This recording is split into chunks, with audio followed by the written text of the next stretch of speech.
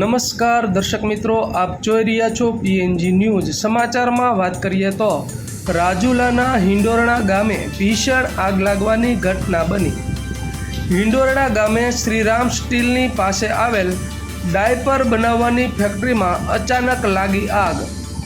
ભયંકર આગ લાગતા ધુમાડાના દૂર દૂર સુધી ગોટે ગોટા જોવા મળ્યા। આગ લાગતા અફડાતફડીનો માહોલ સર્જાયો। રાજુલા નગરપાલિકાની 2 ફાયર બ્રિગેડ અને સ્થાનિક કંપનીની 2 ફાયર બ્રિગેડ ઘટના સ્થળે પહોંચી હતી। આગ પર પાણીનો મારો ચલાવી આગ પર કાબૂ લેવા પ્રયત્નો હાથ ધર્યા। આગ એટલી ભયાનક હોવાથી વિકરાળ સ્વરૂપ ધારણ કર્યું। આ સાથે રાજુલા પોલીસ અને વહીવટી તંત્ર ટીમ પણ ઘટના સ્થળે પહોંચી હતી। આગને કારણે ડાયપર બનાવવાની ફેક્ટરીમાં ભારે નુકસાન। આ ઘટનાને પગલે લોકોના ટોળે ટોળા એકત્રિત થયા। Reporter Sanjay Salkhana, PNG news, Rajula.